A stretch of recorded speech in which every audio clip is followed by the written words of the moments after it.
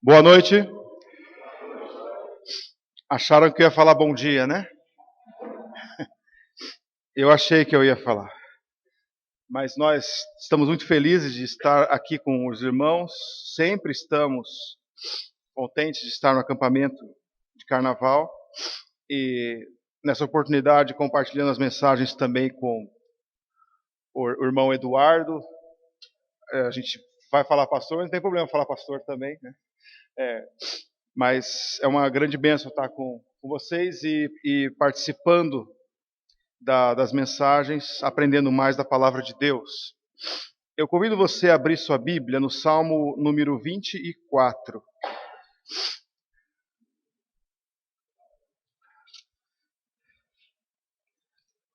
Salmo número 24. O pastor Johannes leu hoje de manhã o Salmo 23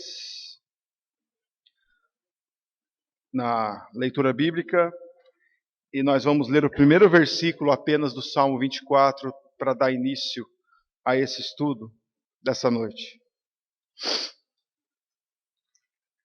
Do Senhor é a terra e a sua plenitude, o mundo e aqueles que nele habitam. Nós vamos falar nessa noite sobre aconselhando incrédulos. Vamos orar? Senhor, te louvamos, porque o Senhor criou todas as coisas, os céus são os céus do Senhor, a terra o Senhor a deu aos filhos dos homens, para que nela habitem, para que possam observar as tuas obras e dar glória ao teu nome. Nós te louvamos porque o Senhor nos dá também a tua palavra, pela qual aprendemos que o Deus que fez todas as coisas é o Deus da Bíblia. E te louvamos porque o Senhor nos dá a entender nessa noite também o teu evangelho, nos dá a entender a tua vontade para a vida de cada um. Me ajude na exposição desse assunto, para falar de forma clara, de forma íntegra, conforme a tua palavra, em nome de Jesus. Amém. Existe uma linha de pregadores que eu respeito bastante, que eles dizem que você não deve aconselhar incrédulos. Você deve pregar o evangelho a eles. E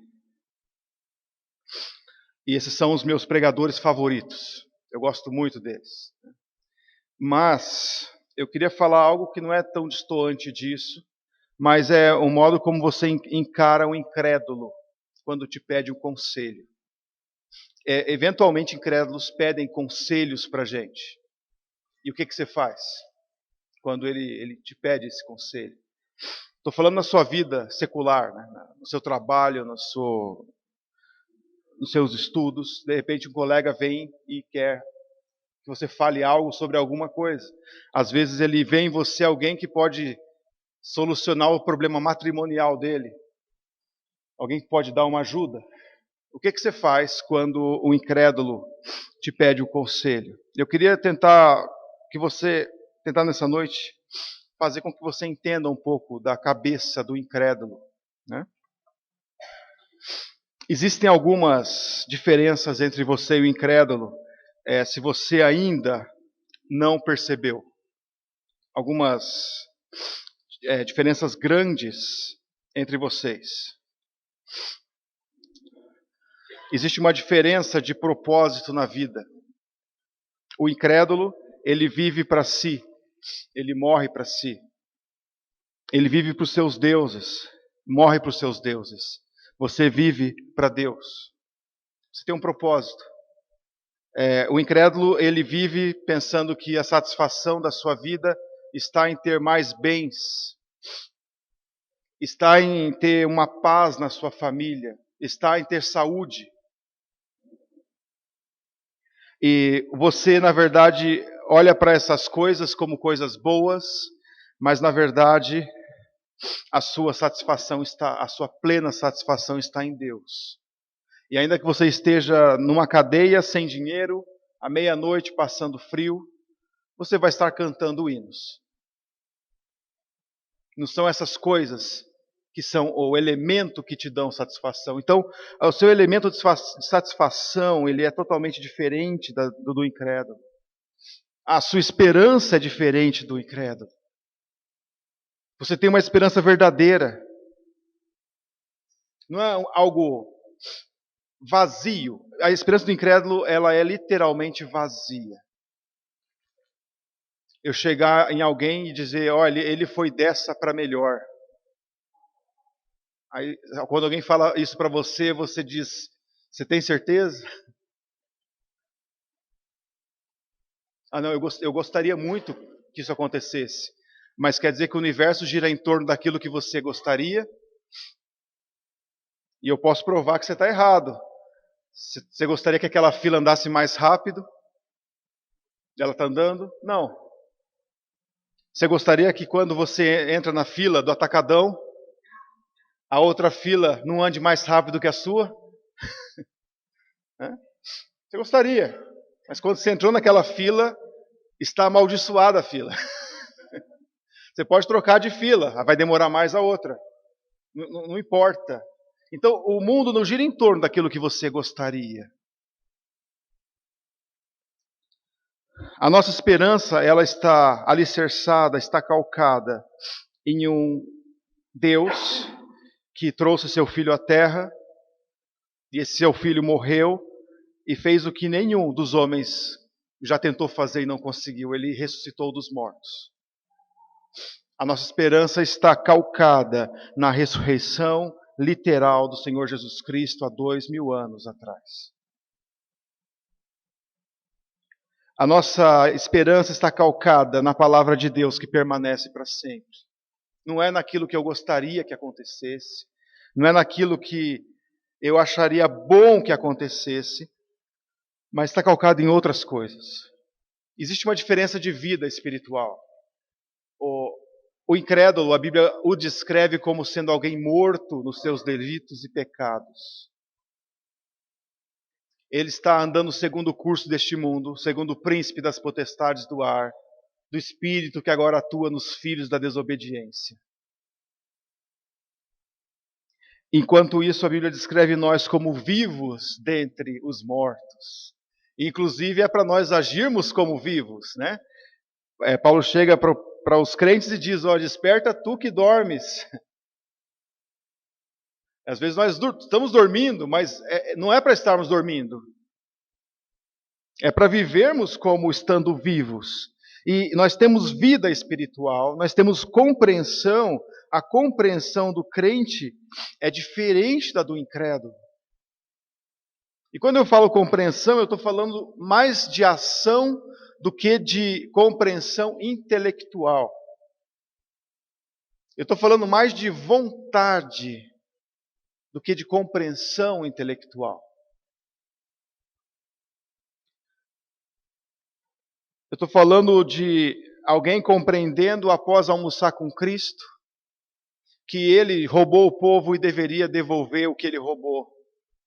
Estou falando de Zaqueu. Zaqueu entendeu. E no final daquele almoço tinha um homem salvo ali. Cristo falou, hoje veio salvação a essa casa. Existe uma compreensão diferente das questões. Existe algo também um pouco mais profundo, que é o relacionamento com Deus. Existe diferença entre o incrédulo e o salvo no relacionamento com Deus? Espero que você ache que sim. Porque antes você era inimigo de Deus. E agora você é filho de Deus. Você foi adotado como filho. Antes você estava debaixo da ira de Deus. Agora Deus te acolhe, te dando a vida eterna. Antes você estava separado de Deus. Agora você está num estado tal que vai estar eternamente com Ele. Existe uma diferença grande no relacionamento com Deus, mas também existe uma diferença em como você vê o relacionamento com o seu próximo. Para o cristão, quem é o próximo? É uma pessoa criada à imagem e semelhança de Deus. É uma pessoa que precisa da graça de Deus, tanto quanto você precisa. Então o cristão ele vê o próximo como alguém digno de você parar no caminho e curar suas feridas, e levar para o hotel e pagar para que ele seja curado como bom samaritano. Há uma diferença no modo como vemos o nosso próximo. No nosso relacionamento com o próximo. Nos relacionamentos a diferença é grande. Eu às vezes me pergunto por que o que leva incrédulos a se casarem e continuarem casados. Qual é a motivação deles para isso? Uma vez que não há um Deus nos céus que vai retribuir a eles no final das contas. E essa também é a grande incoerência da parte dos ateus. Né? Por que os ateus continuam tentando obedecer à lei de Deus, se Deus não existe?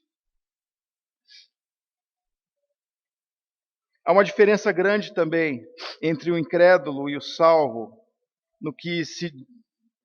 em termos de sabedoria. O pastor levantou a questão, qual que é o princípio da sabedoria? O temor do Senhor. Ou seja, sem o temor do Senhor nem começa a coisa. Porque sem o temor do Senhor não existe uma percepção de que lá no final eu vou ter um Deus para encontrar, para prestar contas. Então o incrédulo não é sábio aos olhos de Deus. Ele não é sábio. Há essa diferença. Há uma diferença também nas questões mais simples. Eu não quero dar uma lista exaustiva, mas eu quero que você entenda que existe uma diferença grande entre o salvo e o incrédulo. Há uma diferença no conceito de educação de filhos. Para o cristão, os seus filhos são bênção de Deus, que Deus deu, e Deus deu esses filhos para que esses filhos sejam educados, para que eles temam a Deus, para que eles cresçam em graça, cresçam no conhecimento. E há uma percepção de que esses filhos são também filhos do Senhor. Eles pertencem a Deus. E só uma licença para desligar aqui. É que eu vou abrir um parênteses rapidinho. Aqui depois do culto eu vou voltar para Dourados, porque tem um monte de gente para trazer, que vai participar do culto amanhã. E eles estão tentando falar comigo. Eles não sabem que eu estou pregando hoje. Né? Eles acham que eu estou agora na piscina, mas eu estou no púlpito aqui. Daqui a pouco eu vou falar com eles. Né? Assim como o pastor se perdeu aquela hora, eu também me perdi agora. Mas há uma diferença na educação de filhos, há uma diferença na percepção de filhos.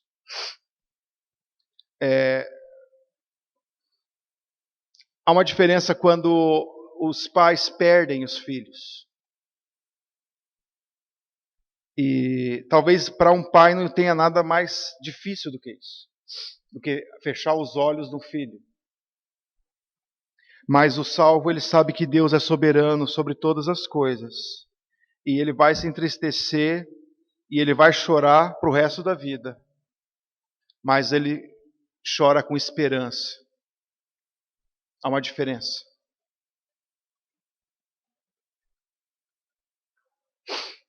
Há uma diferença no modo como nós olhamos a natureza. Nós somos os jardineiros de Deus. Deus nos colocou aqui no jardim dele para nós regarmos, para nós cultivarmos o jardim dele. Certo, Peterson? Peterson escreveu um artigo para o jornal falando sobre isso. Né? Nós cuidamos do planeta que Deus nos deu. Nós não temos uma visão de que os animais têm o mesmo nível que nós. Então eu não posso comer um animal. A pessoa, para acreditar nisso, tem que ter baixado muito o seu próprio nível. Né? Porque o animal não subiu o nível, ele continuou lá. Mas nós temos uma visão correta da natureza. Nós temos também uma visão correta de que o mundo, esse mundo aqui não é o fim das coisas. Um dia esse mundo vai acabar. Temos uma visão correta, entendendo que o sol não é para sempre. Um dia esse sol vai acabar, ele vai queimar e falar, ó, gente, já acabou, deu. Né? Queimei tudo. Tentem fazer alguma coisa. E aí então os ecologistas vão fazer alguma campanha para levar lenha para o sol, talvez, para esquentar o sol. Não é? Mas nós temos a razão correta para cuidar da natureza que Deus nos deu, para cuidar dos animais também. Nós temos uma diferença entre os incrédulos no que tange a descoberta científica. O incrédulo, ele tenta descobrir qualquer fagulha, qualquer coisa que de alguma forma possa levar as pessoas a entenderem que não há um Deus nos céus. Sabia que a teoria da evolução ela foi feita para isso? Porque pela teoria da evolução não existe Deus. A coisa aconteceu lá atrás, de alguma forma, por alguma lei, e foi vindo e de repente estamos aqui. Mas o cristão, quando ele analisa os seus dados científicos, e ele olha para os céus e diz, Senhor, o Senhor é grande. O Senhor, não existe limites para o Senhor. Existem diferenças entre o salvo e o incrédulo na relação patronal. O salvo, ele olha o seu patrão como alguém que deve ser obedecido pelo temor do Senhor. Deus está me olhando. Quando o meu patrão sai da loja, eu continuo servindo a Deus. Eu sei que aquela câmera ali que o patrão colocou é falsa. Mas ele vai sair e eu vou continuar servindo a Deus. Porque existe uma referência nessa questão. Existe uma referência do patrão para com o seu funcionário. Eu vou tratar esse funcionário de uma forma correta, de uma forma justa, de uma forma que ele não pense que é meu filho. Mas eu vou tratá-lo sabendo que Deus de alguma forma me colocou nessa posição. Eu vou respeitar isso, temendo a Deus. Mas poderia ser eu lá e ele aqui. Existe uma diferença na relação paternal de filhos para com pais.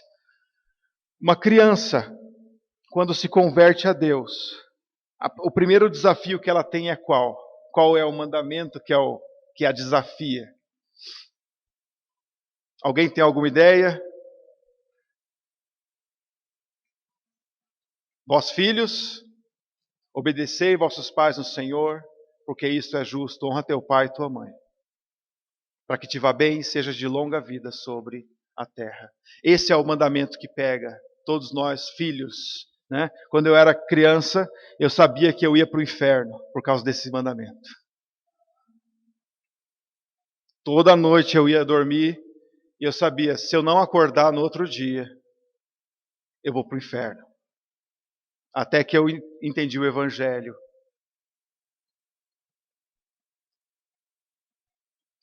Esse era o meu medo. E dormir bem num dia e no outro dia acordar morto. Era o medo que eu tinha, né? Mas, piadas à parte, nós continuamos nosso texto. Agora, existem muitas diferenças entre nós. Mas, o que há de semelhança entre nós? Salmo 24:1. Do Senhor é a terra e a sua plenitude, o mundo e aqueles que nele habitam. Qual que é a semelhança entre nós e eles? Do Senhor é o mundo e aqueles que nele habitam. Nós dois somos do Senhor. Nós não vivemos, o incrédulo, ele não vive num mundo à parte. Ele pode, inclusive, querer ir para Marte. Ele chega lá e fala, mas até aqui Deus reina. Né? Ele pode subir aos céus, ele pode descer, não importa onde ele vá, ali vai estar Deus. ele tem um jeito de fugir de Deus, que é saindo do universo. Mas está cada vez mais difícil sair do universo. Certo, pastor? Cada vez que eles olham no Hubble, lá nos telescópios, eles enxergam mais coisa, enxergam mais longe. Então não tem como ele fugir. Ele é de Deus. Irmãos, entenda uma coisa, quando o incrédulo pede um conselho para você, você tem que olhar nele com misericórdia e entender essa primeira questão. Nós somos muito diferentes. Nós pensamos diferente em todas as coisas. Mas do Senhor é a terra e os que nele habitam. Esse cara é de Deus. Ele não é servo de Deus, mas ele pertence a Deus. Vem comigo para Romanos capítulo 1, para você tentar entender o que o incrédulo ele entende. Nós vamos fazer um pequeno resumo. Romanos capítulo 1.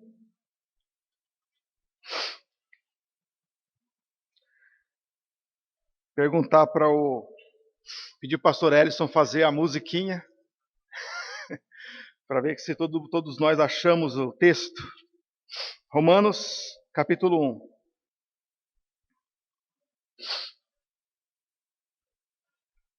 Versículo 18. Romanos 1,18, porque do céu se manifesta a ira de Deus contra toda impiedade e perversão dos homens que detêm a verdade pela injustiça. Porquanto que de Deus se pode conhecer, neles se manifesta, porque Deus lhes manifestou. Porque as coisas...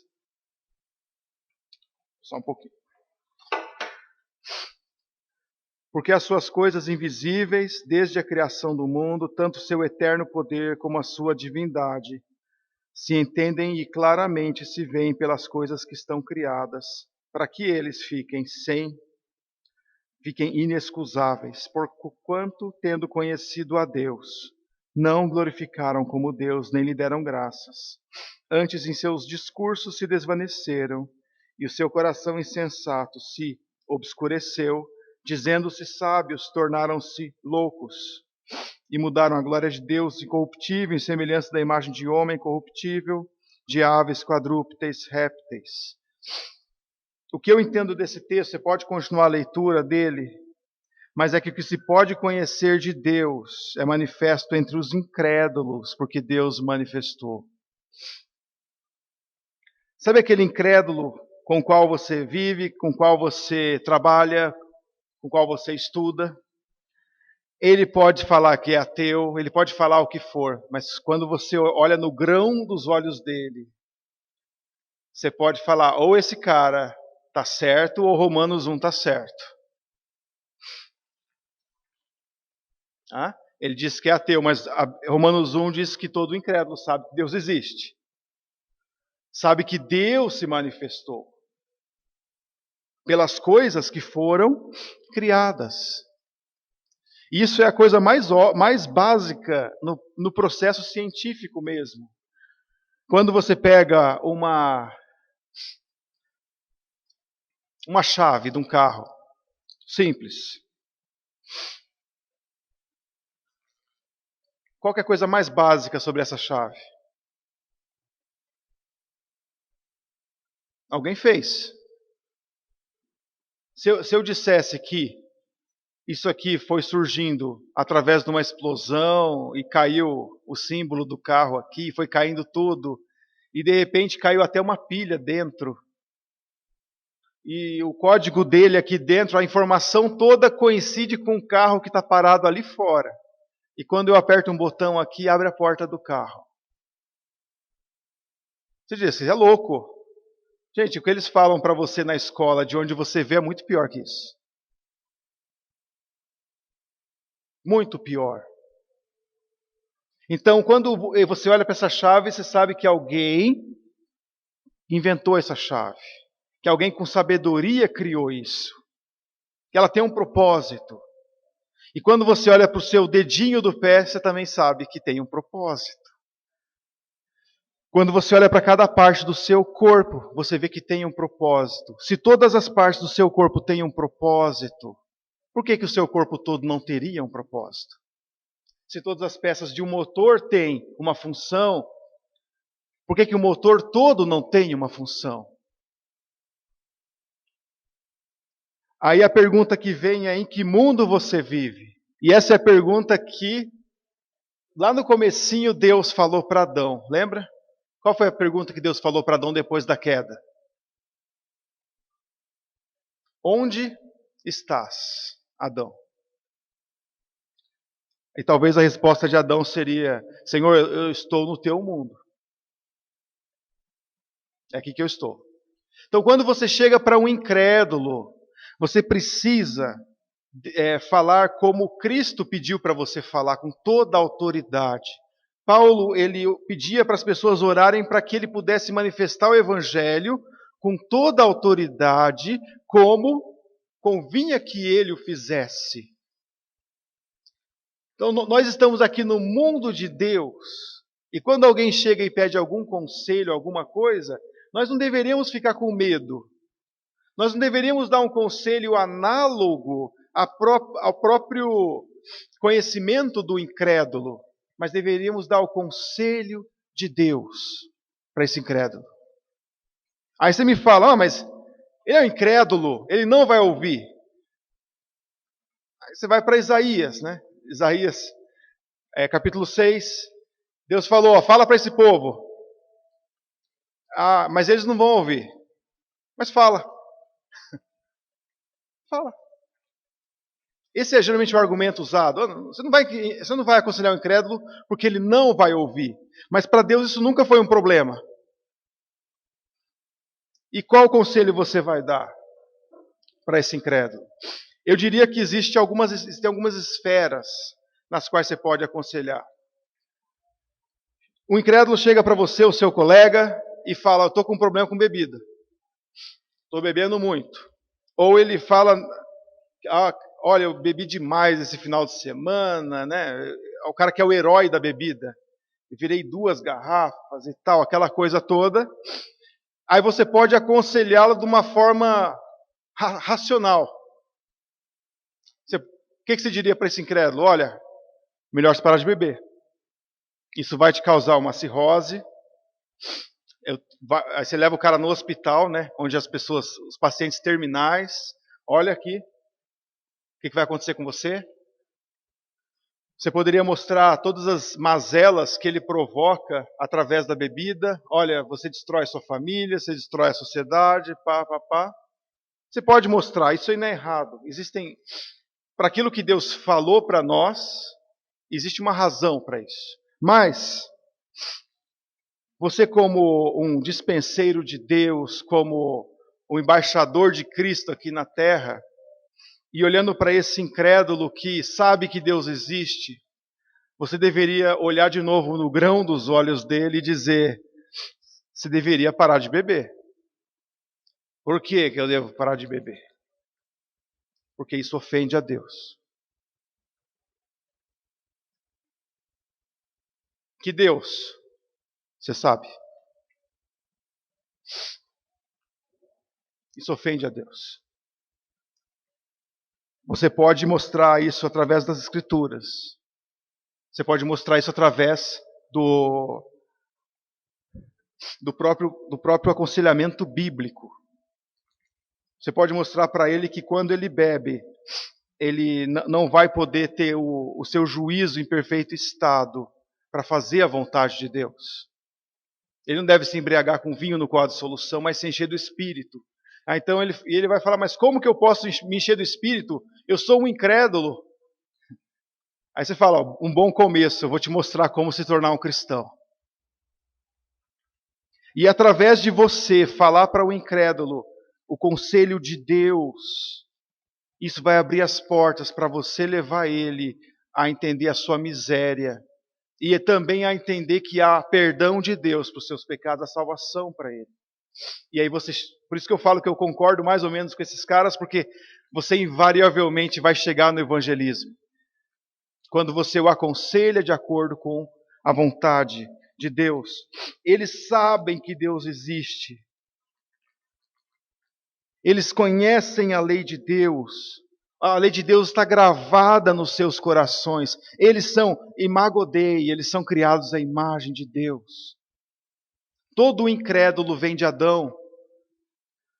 O crente também, mas todo incrédulo vem de lá. E eu quero ainda terminar ainda falando para vocês. Pedir para que você abra sua Bíblia em Apocalipse. Apocalipse fica ali depois de Gênesis. Bem depois. Bem depois.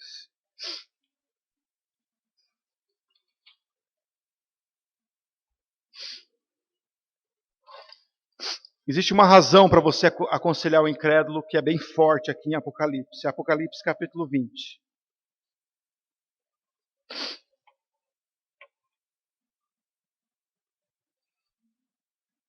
Apocalipse 20, versículo 11.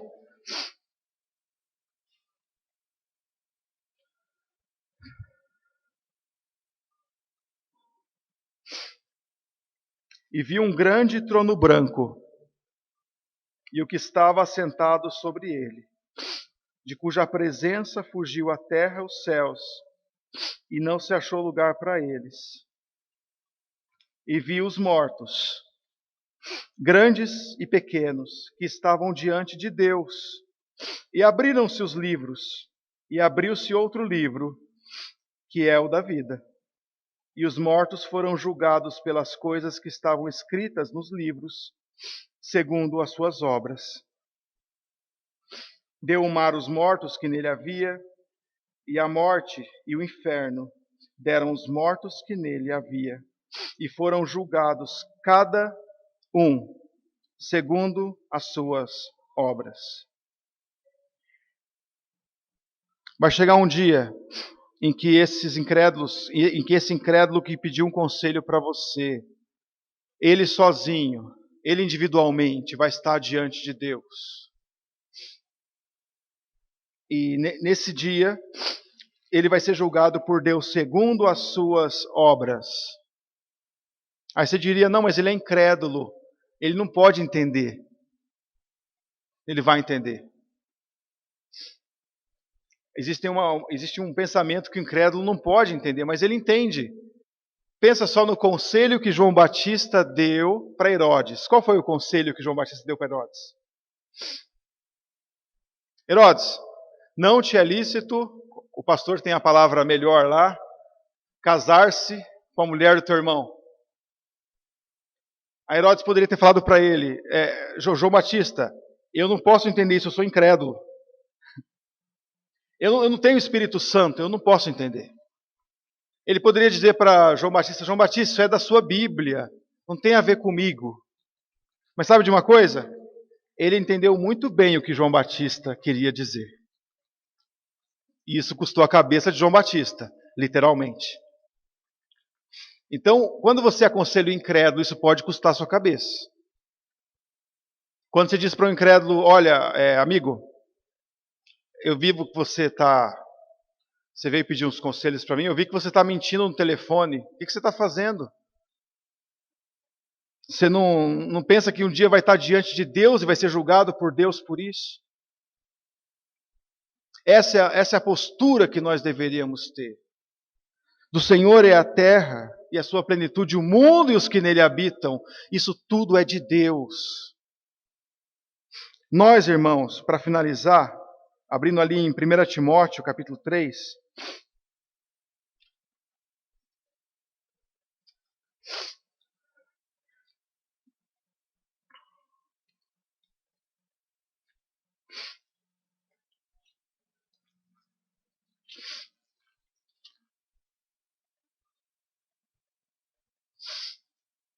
Versículo clássico das Escrituras. 1 Timóteo 3,15.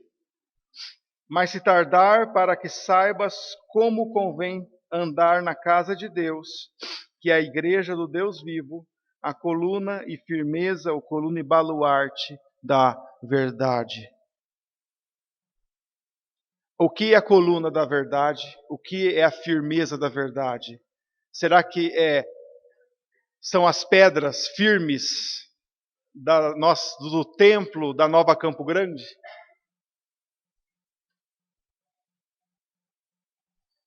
Quem somos? Quem é a igreja? A igreja somos nós. Cada um de nós faz parte disso que é chamado de igreja.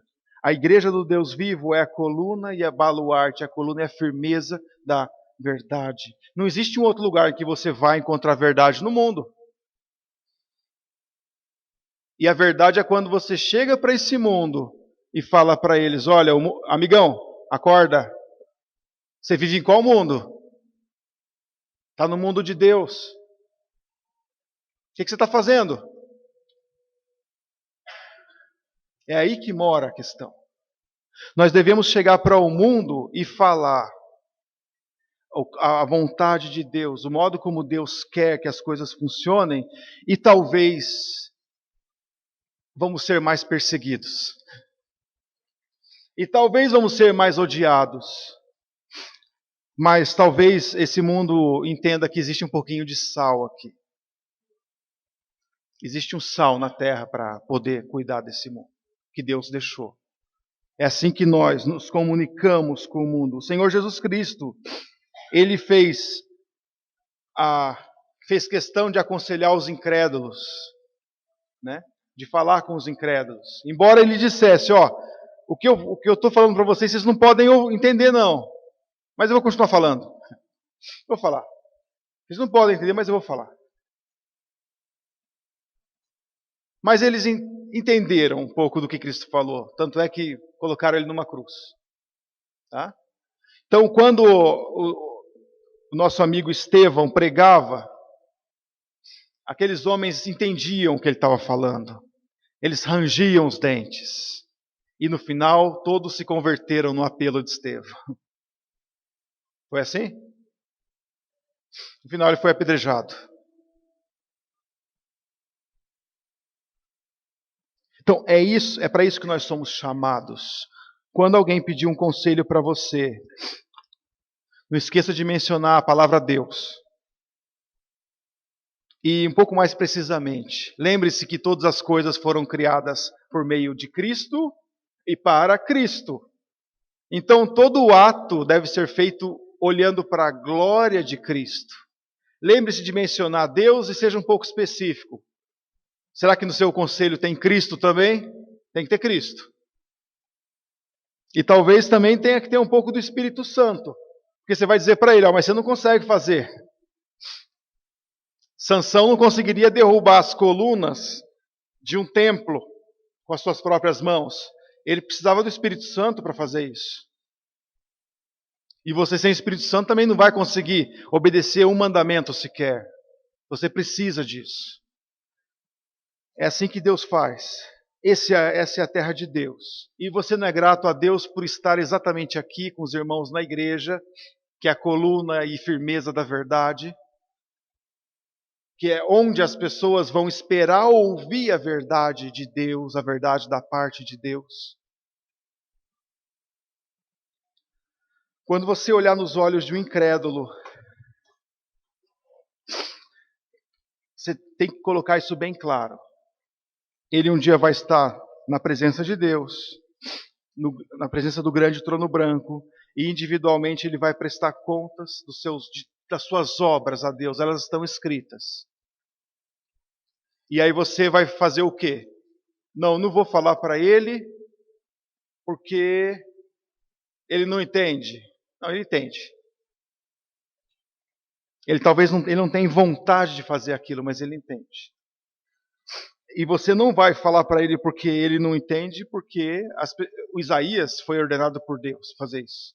Fala com eles. Eles não vão ouvir. Sério? Até quando então eu vou falar com eles? E aí Deus fala. Nós somos chamados por Deus para agirmos dessa forma. Existe um universo de diferença entre você e o incrédulo. Mas também eu quero falar com você nessa noite que talvez você fale, peraí, mas eu sou o incrédulo. Eu ainda vivo dessa forma, eu ainda vivo separado de Deus. Eu nunca olhei para os meus pecados e voltei para Deus. Eu gosto de usar o termo voltar ao invés de converter. Porque você estava com Deus no jardim lá do Éden, com seu pai Adão e Eva. Você lá foi separado de Deus. E agora você precisa voltar para Deus. Deixe o ímpio, o seu caminho, o perverso, os seus pensamentos, e volte-se para Deus, que é rico em perdoar. Deus hoje tem essa proposta para você. É o Deus dos céus, o Criador dos céus e da terra, ao qual pertence o mundo e a sua plenitude, ao qual pertence a sua vida, está te oferecendo a sua mão de paz. E você pode sair daqui nessa noite com paz com Deus.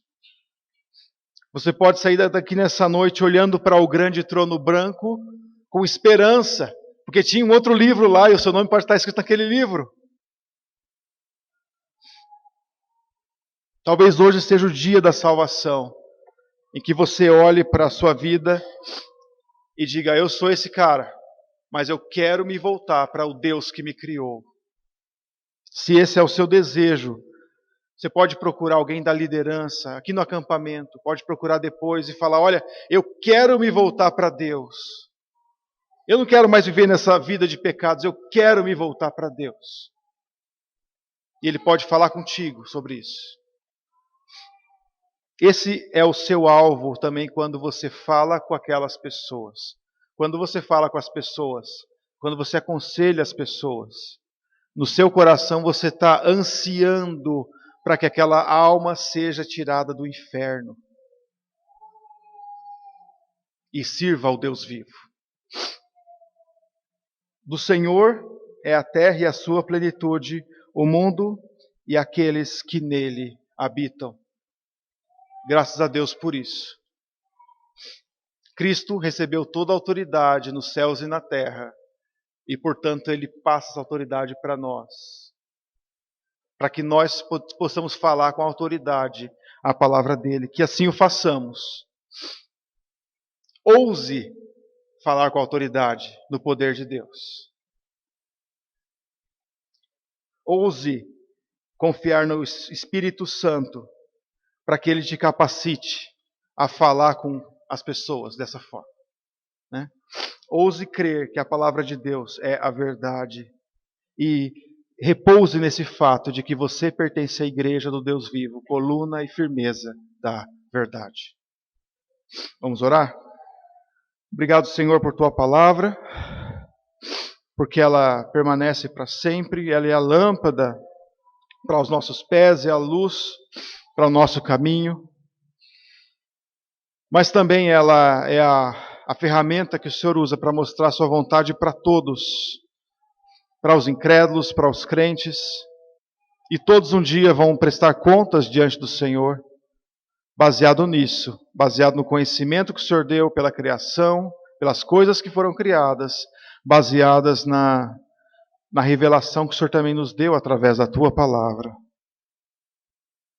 O Senhor é o Deus verdadeiro, o Deus que está nos céus, o Deus que também se preocupa com cada um de nós, o Deus que está perto. Pedimos que o Senhor nos ajude a entendermos isso, pedimos que o Senhor nos ajude, que o Senhor abra as portas para que possamos falar com os nossos amigos, para que possamos aproveitar bem as oportunidades que o Senhor nos dá, para comunicarmos o Teu Evangelho a essa geração, através do poder do Teu Santo Espírito. Nós pedimos isso em nome do Senhor Jesus. Amém.